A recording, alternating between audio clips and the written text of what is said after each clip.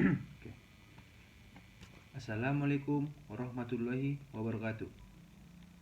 Nama saya Anggi Endamora Harahap dengan NIM 2016-392. Kelas tindak pidana transnasional kelas A. Di sini saya akan menjelaskan beberapa materi tentang pertama itu menerangkan dan menjelaskan hubungan dan latar belakang hukum pidana khusus dan kejahatan transnasional. Kedua, menerangkan korupsi sebagai kejahatan transnasional dan tindak pidana khusus. Ketiga, menerangkan pencucian uang sebagai kejahatan transnasional dan tindak pidana khusus. Nah, di sini saya akan memakai sistem pembelajaran dengan membuat suatu video yang akan menjadi tugas yang telah diberikan oleh Bapak dosen kita, yaitu Bapak Yaris. Di sini saya akan memakai beberapa tampilan yang akan saya tampilkan untuk menjelaskan beberapa materi tersebut. Namun saya akan tetap menjelaskan sesuai dengan apa yang telah saya pahami dan apa yang telah saya baca. Nanti saya akan memberikan penjelasan dengan beberapa potongan-potongan video agar penjelasannya lebih jelas dan lebih singkat. Apabila ada kekurangan, saya memohon maaf. Di sini saya akan memulai pemaparan materinya. Berikut yaitu pengertian tindak pidana transnasional. Pengertiannya ialah menurut Iwayan Partiana dalam bukunya Hukum Pidana Internasional, secara teoritis ada beberapa istilah yang dikenal untuk menggambarkan perbuatan yang merupakan tindak pidana menurut hukum internasional, yaitu pertama, tindak pidana yang berdimensi internasional ini untuk menggambarkan tindak pidana yang terjadi dalam wilayah suatu negara, dan demikian juga akibat yang ditimbulkan masih terbatas di wilayah negara yang bersangkutan, tetapi dalam hal tertentu melibatkan negara lain. Misalnya, pelaku melarikan diri dari negara tersebut ke negara lain, atau pelakunya warga negara asing, maka dalam kasus-kasus seperti ini negara lain juga akan terlibat. Kedua, tindak pidana transnasional adalah tindak pidana yang terjadi di dalam suatu negara atau negara-negara lain, tetapi akibat yang ditimbulkannya terjadi di negara atau negara-negara lain. Atau tindak pidana yang pelaku-pelakunya berada terpencar di wilayah dua negara atau lebih, dan melakukan satu atau lebih tindak pidana secara baik pelaku maupun tindak pidananya itu sendiri saling berhubungan, yang menimbulkan akibat pada satu negara atau lebih. Nah, nomor 3, tindak pidana internasional, yaitu tindak pidana yang menimbulkan akibat yang sangat luas tanpa mengenal batas-batas wilayah negara. Akibat dari tindak pidana tersebut membahayakan seluruh umat manusia di bumi ini.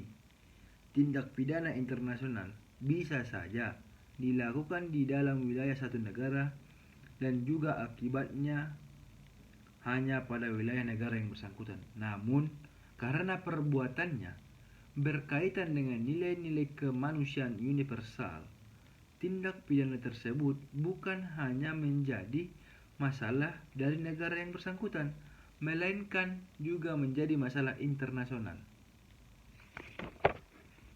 Ketiga, pembagian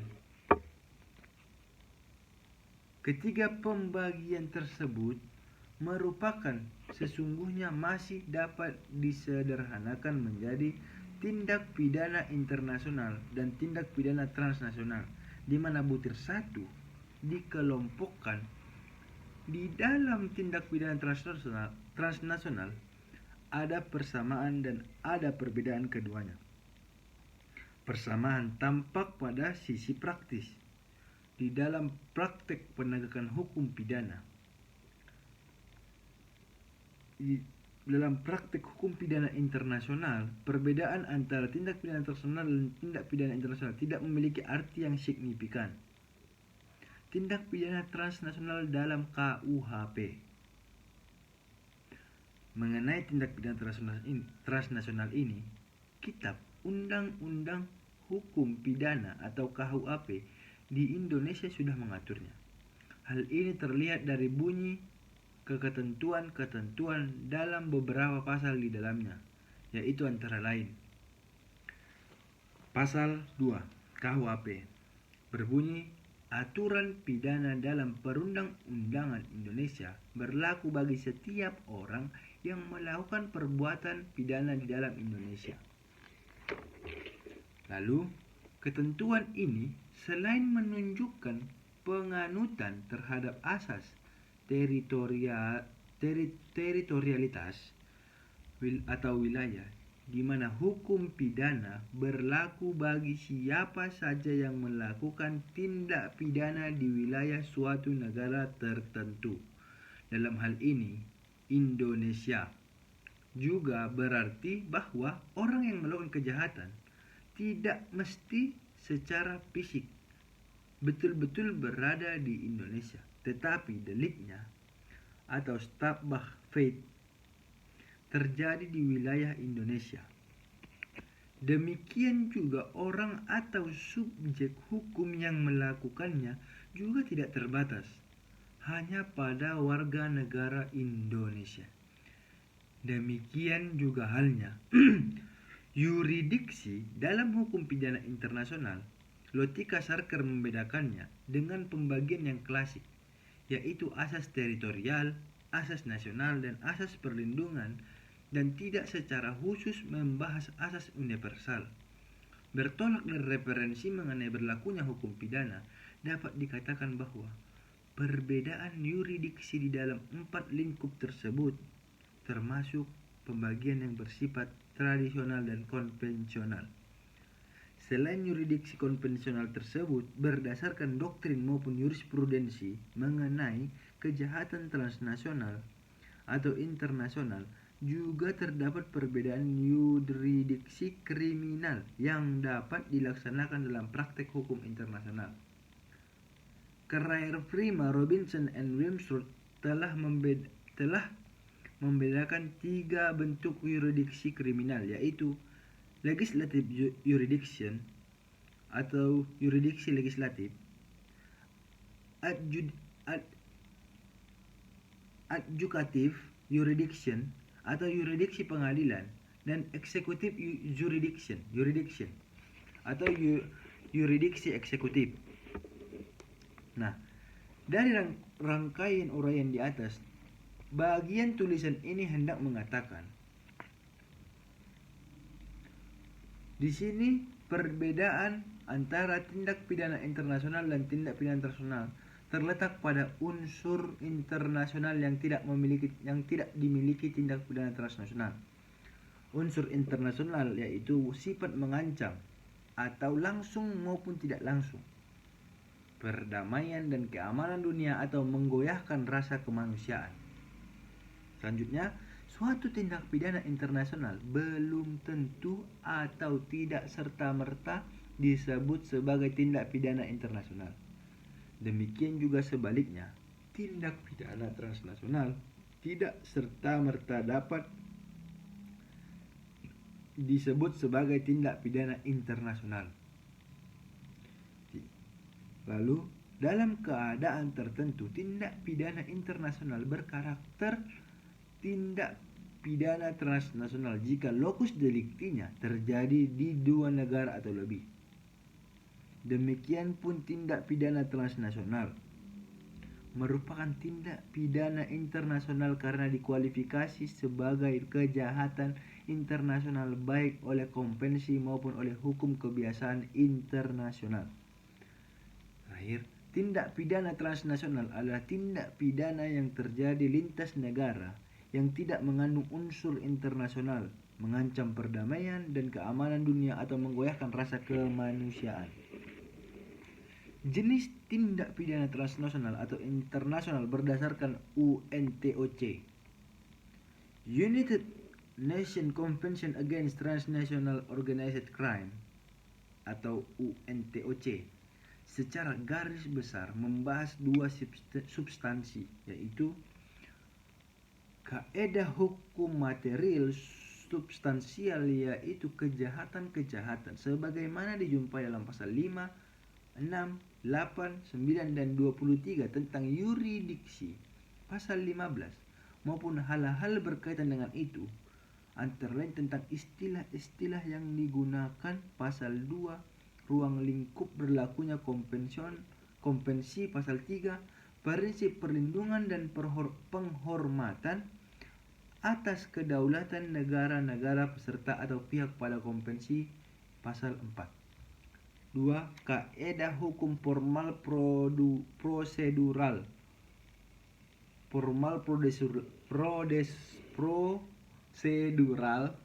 yakni tentang masalah-masalah prosedural penanganan perkara yang meliputi kerjasama internasional antara negara-negara peserta konvensi seperti ekstradisi, pasal 16, pemindahan narapidana, pasal 17, dan kerjasama timbal balik dalam masalah pidana yang disebut juga bantuan hukum timbal balik, pasal 18, ataupun pasal-pasal lainnya yang berkenaan dengan kerjasama internasional.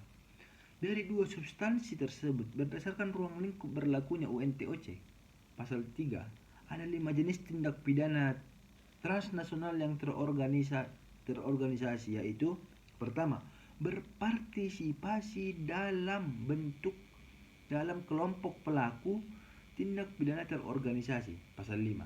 2. Tindak pidana yang merupakan pencucian hasil tindak pidana, pasal 6. Tindak pidana korupsi, pasal 8. Yang keempat, tindak pidana yang merupakan gangguan terhadap proses peradilan, pasal 23. Korupsi sebagai kejahatan internasional yang bersifat transnasional atau terorganisir secara tegas merumuskan di dalam preambule UN Convention Against Corruption 2003 sebagai berikut.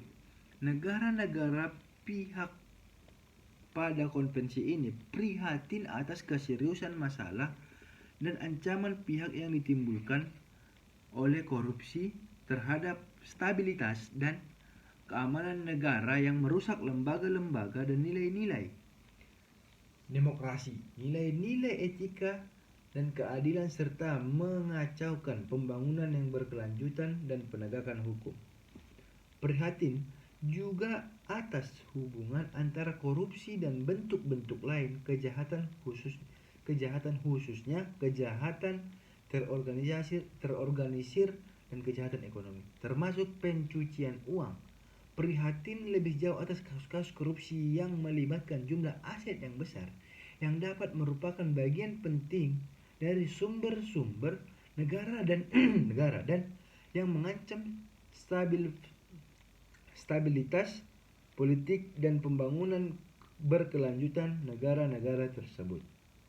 Meyakini bahwa korupsi tidak lagi merupakan masalah lokal tetapi merupakan fenomena internasional yang mempengaruhi seluruh masyarakat ekonomi yang menjadi kerjasama internasional untuk mencegah dan mengendalikan sangat penting. Berdasarkan pada preambul tersebut, atas menunjukkan bahwa alasan dikualifikasikannya korupsi yang dulunya kejahatan nasional menjadi kejahatan internasional karena memenuhi unsur internasional, yaitu akibat korupsi dapat mengancam perdamaian dan keamanan internasional dan menggoyahkan rasa kemanusiaan internasional. Contoh dana yang dikorupsi yang mengakibatkan penderitaan bagi masyarakat karena korupsi tersebut terhadap dana bantuan bencana alam. Hal ini memenuhi unsur internasional seperti yang telah dialami oleh Indonesia dalam kasus korupsi pada bulan 11, yaitu Kementerian Sosial dalam bantuan sosial COVID-19. Sedangkan unsur transnasionalnya, hasil tindak pidana korupsi disimpan atau ditransfer ke bank negara lain untuk seakan-akan menjadikan sebagai dana yang halal. Dalam hal ini, pelaku melakukan tindak pidana money laundering atau pencucian uang. Di samping itu, bentuk pencucian uang dengan cara dana hasil korupsi digunakan untuk membuka usaha properti di negara lain yang melibatkan warga negara lain. Dengan demikian, dapat dikatakan bahwa tindak pidana korupsi merupakan kejahatan yang bersifat sistematis serta menimbulkan dampak korban yang bersifat massal. Selanjutnya, unsur necessity dalam tindak pidana korupsi sehingga dijadikan kejahatan internasional karena masing-masing negara mempunyai kepentingan yang sama untuk memberantas kejahatan korupsi dan sering kali pelakunya melarikan diri ke luar negeri. Faktor ini memacu untuk dibentuknya Konvensi Anti Korupsi 2003. Lebih lanjut, dalam Konvensi Palermo tahun 2000 tentang Transnational Organized Crime, bahwa korupsi merupakan salah satu prioritas utama pemberantasan kejahatan transnasional terorganisir di samping money laundering atau pencucian uang. Pengaturan masalah korupsi ini ditegaskan dalam artikel 8 Konvensi Palermo tahun 2000. Nah, dimasukkannya tindak pidana korupsi dalam Konvensi Palermo 2000 tentang Transnational Organized Crime menunjukkan bahwa tindak pidana korupsi merupakan kejahatan yang tidak saja menimbulkan dampak secara nasional tetapi berdampak transnasional, karena selama ini korupsi diidentifikasikan sebagai kejahatan asal predikat crime yang berkaitan erat dengan pencucian uang atau money laundering. Berikut yang bisa saya jelaskan tentang apa yang telah saya baca dan apa yang telah saya pahami. Saya memohon maaf apabila ada kekurangan.